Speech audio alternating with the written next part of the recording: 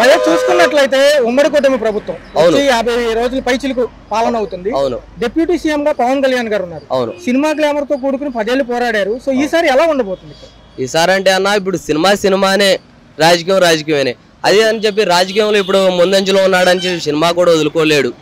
ఏంటంటే ఇప్పుడు మన సినిమాలో ముందుగా అడుగు పెట్టాడు కాబట్టి సినిమా చేస్తూనే ఉంటాడు. అలానే రాజకీయంలో డిప్యూటీ సీఎంగా మనకి ఉన్నాడు కాబట్టి డిప్యూటీ సీఎంలోనే ఆ పదవిలోనే మనకి ఏ కార్యక్రమాలు చేయాలో అన్నీ చేస్తాడు. మనకి చెప్పినా అన్నీ చేస్తాడు అన్న. మరి చూసుకుంటారా ఎక్కడైనా కానీ పోరాడే తత్వం ఉన్న వ్యక్తి అనేది అందరికీ తెలుసు. అవును. కాకపోతే పరిపాలన దక్షత అంటే ఎక్స్పీరియన్స్ క్యాండిడేట్ కాదు కదా ఇందులో. ఎక్కడా కూడా ఏ పదవి ఆమోదించింది లేదు. ఎప్పటి నుంచో మద్దతు తీసుకునే ఉన్నారు. ఈసారి ఫస్ట్ టైం డిప్యూటీ సీఎం గా వచ్చారు. సో జనాల్లో ఉన్న అపో ఏంటంటే ఎంతవరకు సక్సెస్ఫుల్ అవుతారు అంటే అన్న ఇప్పుడు మనకు వచ్చేసరికి జగన్ ఉన్నారు. జగన్ అని చెప్పి అందరూ జగన్ కు పోయినసారి ఏమైంది, జగన్ మనకు ఏదో మంచి చేస్తాడు అని చెప్పి ఓటేశారు. అతనికి ఏది అంత ముందులో ఏమీ లేదు నా సీనియర్ కాదు అతను. ఈ ఇయరే లాస్ట్ ఇయరే వచ్చాడు అతను మన రాజకీయంలోకి. అతను కూడా మనకి ఎక్స్పీరియన్స్ లేదు అతను కూడా జగన్ కి. అలా అని చెప్పి ఇప్పుడు పవన్ కళ్యాణ్ కూడా ఎక్స్పీరియన్స్ లేదు. ఎందుకంటే ఇప్పుడు డిప్యూటీ సీఎం ఇచ్చారు కనుక మన చంద్రబాబు గారు పవన్ కళ్యాణ్ గారు ఏ ఒక్క చిన్నది చేయాలన్నా సరే వాళ్ళిద్దరి నిర్ణయంతోనే ఉంటది అన్న ఏదైనా సరే. సో మరి చూసుకున్నట్లయితే సినిమా గ్లామర్ నుంచి ఫుల్ ఫ్లెడ్జ్డ్ పాలిటీషియన్ అవుతారంటారా, మళ్ళీ బ్యాక్ టు సినిమా అంటారా? సినిమాని ఆ టైం ఉండదు. సినిమా ఇయర్కి ఒక సినిమా తీసినా అతని రేంజ్ అనేది తగ్గదు. అది మరి ఏదైతే సంక్షేమ పథకాల అభివృద్ధి కోసం ఉమ్మడి కూటమిలో డిప్యూటీ సీఎం గా ఉన్నారు కాబట్టి. అవును. సో ఈయన పదవి లేకముందు ఎంతైతే పోరాడో అదే దక్షతతో ఉంటారన్న. పదవులు లేకపోయినా సరే ఉన్నా సరే అతను పోరాడే తత్వం ఉంది కాబట్టి పోరాడుతూనే ఉంటాడు. పదవులు లేనప్పుడు కూడా సరే ఆ ఊరి పేరు ఏదో ఉందన్న సంథింగ్ నాకు ఐడియా లేదు. ఆ ఊర్లో అతనికి రోడ్ లేదని చెప్పి అతని ఫ్యాన్ అతను క్రేజ్ ఉంది కాబట్టి అతని ఫ్యాన్ అతని దగ్గరకు వచ్చి మా ఊర్లో రోడ్ లేదు అని చెప్పేసరికి ఆ ఊరంతా రోడ్ వేయించారన్న. మరి ఫైనల్ గా చూసుకున్నట్లయితే ఈ రాబోయే 5 సంవత్సరాలు అవును ఈయనకి ఇండివిజువల్ గా డెసిషన్ తీసుకునే సెక్షన్ ఉంటుంది అంటారా, లేకపోతే ఉమ్మడి కూటమి పక్కన పెట్టే ఛాన్సులు ఉన్నాయా పవన్ కళ్యాణ్ గారు? ఉమ్మడి కుటుంబం పక్కన పెట్టే ఛాన్స్ అంటే చెప్పలేమన్నది. ఉమ్మడి కుటుంబం అంటే అలానే కొనసాగిస్తారు. ఏదైనా డిసిజన్ తీసుకునేటప్పుడు మాత్రం ఇద్దరు చూసుకుని వాళ్ళిద్దరు ఒక చిన్న రోడ్ వేయాలన్నా సరే ఏదైనా పెద్ద ఏంటిది మనకి ఏదైనా పెద్ద నిర్ణయం తీసుకోవాలన్నా రోడ్ వేయాలన్నా సరే ఇద్దరి మాట మీదే జరిగిద్ది అన్న. ఒకళ్ళు అనుకున్న జరగదు, అది ఇద్దరు మాట మీదే జరుగుద్ది. ఏదైనా ప్రజలకు ఏదైనా మంచి జరుగుతుందంటే ఇద్దరులో ఎవరు ఆగరు. సో ఫైనల్ గా చూసుకున్నట్లయితే పవన్ కళ్యాణ్ గారు డిప్యూటీగా సీఎం గా ఉన్న ఈ ఉమ్మడి కూటమిలో రాబోయే 5 సంవత్సరాలు ఎలా ఉండబోతుందంట? 5 సంవత్సరాలు అంటే అన్న ఇప్పుడు మనకి ఇప్పుడు ఆ రాజధాని చూశారుగా, రోడ్లు ప్రారంభించేశారు, చాలా డెవలప్మెంట్ జరుగుతున్నాయి.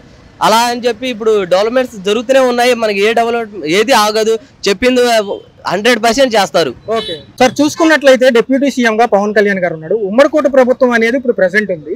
సో ఎంతవరకు సక్సెస్ఫుల్ అవుతారు పవన్ కళ్యాణ్ గారు? ఏ సమస్య వచ్చినా ముందుంటారు కదా, ఆల్రెడీ పదవి కూడా ఉంది, ఆయన కొన్ని శాఖలు అప్ చెప్పారు. ఎంతవరకు సక్సెస్ఫుల్ అవుతారు ఆయన?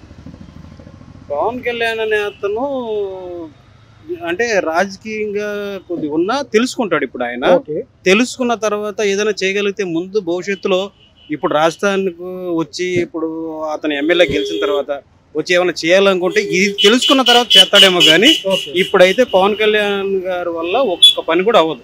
ఎందుకన్నా అవనీయరు ఆయన చంద్రబాబు నాయుడు గారు ఇప్పటికే బడ్జెట్ లేదు, అది లేదు, మీ ఖజానా ఖాళీగా ఉంది అని చెప్పేసి అంటున్నాడు. ఇప్పుడు జగన్ గారు కూడా ఈ మాట అనొచ్చు కదా, ఆ మాట అనకుండా ఎక్కడ డబ్బులు అక్కడ కోవిడ్ టైంలోనే జనాలను బాగు చేసి ఇంటికి వచ్చి రేషన్ బియ్యం కానండి తర్వాత ఒకటని కాదు అసలు అతను చేశాడు. ఈయన ఎందుకు చేయలేకపోతున్నాడు? ఖజానా ఖాళీ అని ఎందుకు అంటున్నాడు అని మాకు కూడా కొద్దిగా ఉంది. సో ఒకటి ఏంటంటే జగన్ గారు ఓడిపోయి అసలు ఈ రాష్ట్రంలో బీజేపీ అనేది ఎవరికి తెలియదు.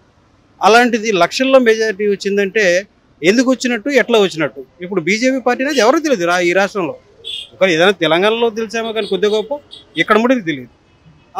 దానికి తోడు మేము ఏదన్నా పవన్ కళ్యాణ్ గారి మీద మార్పు కోసం రావాలి, నేను సీఎం అయితే ఏదో ఒకటి చేస్తానని చెప్పి అన్నారు అని ఆయన కోసం చేసాం. ఇంకోటి ఏంటంటే జగన్ గారిలో కూడా ఒక తప్పు ఏంటంటే 3 రాజధానులు చేస్తా అన్నారు. 3 రాజధానులు చేస్తా అన్నప్పుడు 3 రాజధానులు చేస్తే ఉపయోగం ఏముంది?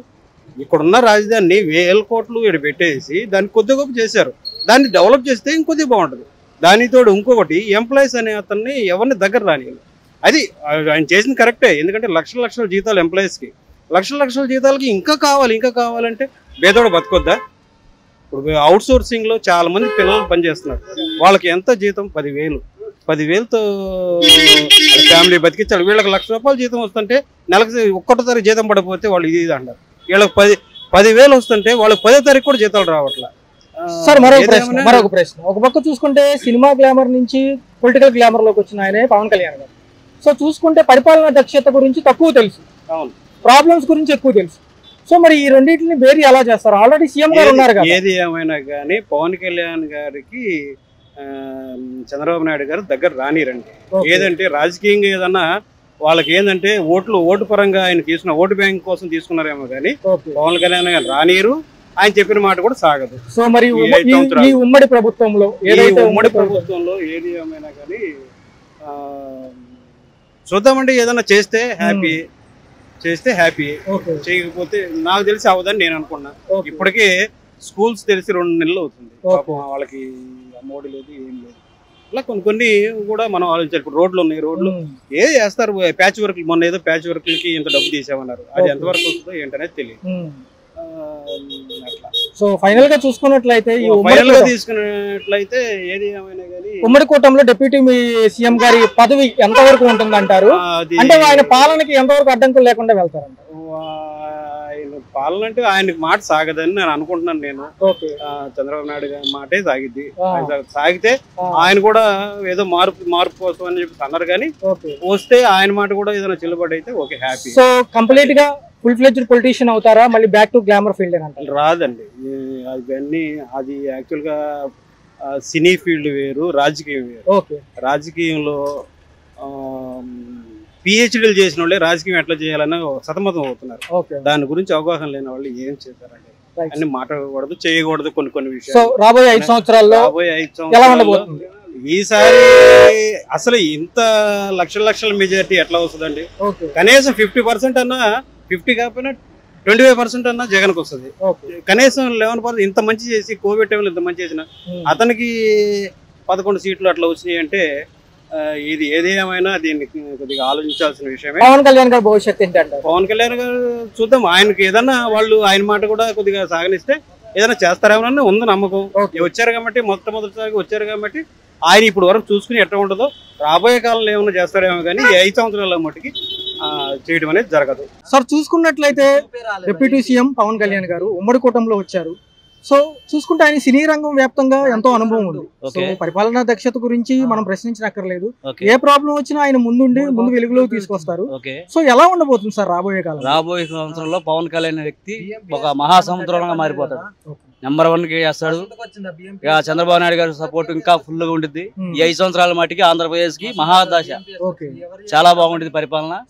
సో చూసుకున్నట్లయితే ఆయన కొన్ని శాఖలు ఇచ్చారు సార్. ఒకటి గ్రామీణాభివృద్ధి, రెండోది చూసుకుంటే పంచాయతీ రాజు, రెండోది ఎలక్ట్రానిక్ సంబంధించి, రెండోది ఏంటంటే డెవలప్మెంట్ కి సంబంధించి. సో ఇవన్నీ ఎలా ఉండబోతున్నాయి? ఈ డెవలప్ ఆయనకి ఇచ్చిన 3 పదవుల మట్టికి చాలా నిర్వహణ చేస్తాడండి. దాంట్లో డౌట్ లేదు. పవన్ కళ్యాణ్ వ్యక్తి ఆంధ్రప్రదేశ్ కి ఒక చాలా అద్భుతంగా ఉంటుంది. సార్ ఇంకొక విషయం ఏంటంటే ఒక పక్క చూసుకుంటే పరిపాలన అనుభవం లేదు సార్కి. చూసుకున్నట్లయితే ఒక పక్క చూసుకుంటే డిప్యూటీ సీఎం కాబట్టి పరిమితంగా ఉంటారంటారా? ఖచ్చితంగా సమస్యల వైపు పోరాడతారా? ఖచ్చితంగా అండి. దీంట్లో ఎటువంటి మొహమాటం లేదు. అందరినీ మంచిగా చేస్తాడు. పరిపాలన అనేది చాలా బాగుంటుంది. మన ఆంధ్రప్రదేశ్ మటుకి చాలా అద్భుతంగా చేస్తారు. సో ఉమ్మడి కూటమిలో పదవుల్లోకి వచ్చారు కాబట్టి ఒక పక్క సినిమా రంగానికి ఫుల్ ఫ్లెడ్జ్డ్ గా టైం కేటాయిస్తారంటారా, లేకపోతే ఫుల్ టైం పొజిషన్ లో ఉంటారు? మన ప్రజల్లో ఉంటాడండి. 24 గంటలు ప్రజలతోనే ఉంటాడు. ప్రజల సమస్యలు తీసుకుంటాడు. అతనికి పదవి లేకపోయినా కూడా అదివరకు ప్రజలకి బాగా చేశాడు. ఇప్పుడు 5 ఏళ్ళు కూడా ఇంకా అంతకన్నా డబుల్ చేస్తాడు. సో ఫైనల్ క్వశ్చన్ ఏంటంటే సార్, ఉమ్మడి కూటమి ప్రకారం మిగతా ఏవైతే పథకాలు ఉన్నాయో కొంత సమయం అడగడం జరిగింది. రాబోయే 5 సంవత్సరాలు డిప్యూటీ సీఎం గా ఈయన పదవి బాధ్యతలు ఎలా ఉండబోతున్నాయి? ఖచ్చితంగా సక్సెస్ అవుతారంట? 100% అండి. అసలు 100% తిరగలేదు. అసలు ఎక్సలెంట్ పవన్ కళ్యాణ్ వ్యక్తి బాగా చేస్తారండి. చూసుకున్నట్లయితే ఒక పక్క డిప్యూటీ సీఎం గా పవన్ కళ్యాణ్ గారు ఉన్నారు. ఫుల్ ఫ్లెడ్జ్డ్ గా గ్లామర్ ఫీల్డ్ నుంచి వచ్చిన ఆయన అనేక సమస్యల్ని ఆయన చూసి వెలుగులోకి తీసుకొచ్చి సాల్వ్ చేసే ఒక మనస్తత్వం ఉన్న ఆ వ్యక్తి పవన్ కళ్యాణ్ గారు. సో ఈసారి ఎలా ఉండబోతుంది? ఆల్రెడీ డిప్యూటీ సీఎం పదవి వచ్చింది, మెజారిటీతో గెలవడం జరిగింది. చంద్రబాబు నాయుడు గారి ఆధ్వర్యంలో ఈయన డిప్యూటీ సీఎం ఇప్పుడు ప్రెసెంట్. సో ఈయన యొక్క రేపు సాల్వ్ చేసే ఇష్యూస్ ఎలా ఉండబోతున్నాయి? ఆయన యొక్క విజ్ఞప్తి. నాకైతే చేయగలుగుతారని అనిపిస్తుంది. కానీ రాజకీయంలో కొత్తగా వచ్చినాయి కాబట్టి కొంత టైం పడుతుంది, కనీసం 2-3 years అలా పడుతుంది పూర్తిగా డెవలప్ అవడానికి అని నేనైతే అనుకుంటున్నానండి. అంటే మరొక ప్రశ్న అన్న, తప్పుగా అనుకోవద్దు. ఒక పక్క పరిపాలన దక్షత తక్కువ ఉంది, ఎందుకంటే గత 10 సంవత్సరాలుగా పోరాడుతూనే ఉన్నారు, మద్దతు ఇస్తూ వచ్చారు ఫస్ట్. తర్వాత ఏదైతే ఉందో ఆయన ఈ శాఖలు అప్పచెప్పినప్పుడు కొంత టైం అనేది మీరు చెప్తున్నారు. సో ఎలా ఉండబోతుంది అంటే అవగాహనకు వచ్చి ఇమీడియట్ గా చేయగలరు అంటారా, ఇంకా time taking process? Time taking అనుకుంటాను, ఎందుకంటే డేటా కలెక్ట్ చేసుకోవడం చాలా కష్టం అండి. అది ఆర్గనైజ్ చేయాలా, మరి డేటా అంతా తీసుకొని విశ్లేషణ చేసి అవన్నీ చేయాలంటే కొంచెం టైం పడుతుంది. కాబట్టి టైం పడుతుందని అనుకుంటున్నాను. సో చూసుకున్నట్లయితే సినిమా పరంగా ఎంతో నైపుణ్యం కలిగిన వ్యక్తి, సో ఫుల్ ఫ్లెడ్జ్డ్ పాలిటీషియన్ గా సక్సెస్ఫుల్ అవుతారా ఇక్కడ? అవే ఛాన్సెస్ అయితే ఉన్నాయి, ఎక్కువ ఉన్నాయని అనుకుంటున్నాను. ఎందుకంటే ఫిలిమ్స్ కూడా చాలా వరకు రాజకీయంగా మరియు సేవాభావంతో ఉన్న ఫిలిమ్సే కొన్ని తీశారు. మాటలు జస్ట్ యాటిట్యూడ్ కానీ స్పీచెస్లో కానీ ప్రజాసేవ గురించి చాలా బాగా మాట్లాడారు. టైం పడుతుంది, కాకపోతే చేస్తారని అనుకుంటున్నాను నేనైతే. సో ఇప్పుడు డిప్యూటీ సీఎం గారు కాబట్టి, ఆల్రెడీ సీఎం ఉన్నారు కాబట్టి, పరిపాలన అనేది లిమిటెడ్ గా ఉంటుందంటారా, లేదా ఫుల్ ఫ్లెడ్జ్డ్ గా చేస్తారంటారా? ఆయన టైం పడుతుంది, ఫుల్ ఫ్లెడ్జ్ అవ్వడానికి టైం పడుతుంది. కనీసం ఈ టర్మ్ కాకుండా నెక్స్ట్ టర్మ్ లో అయినా ఫుల్ ఫ్లెడ్జ్ అవుతారని నాకు అభిప్రాయం అయితే అది.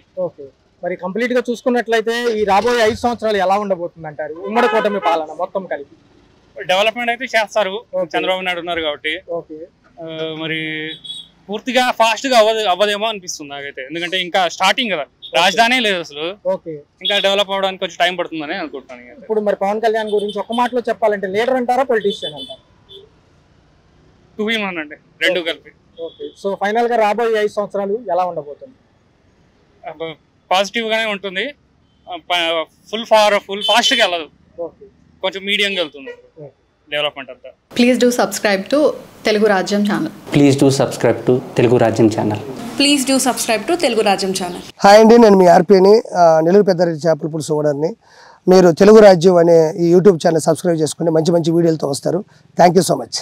Hi people, I'm Sonakshi Verma and you please watch Telugu Rajyam and please subscribe to the channel.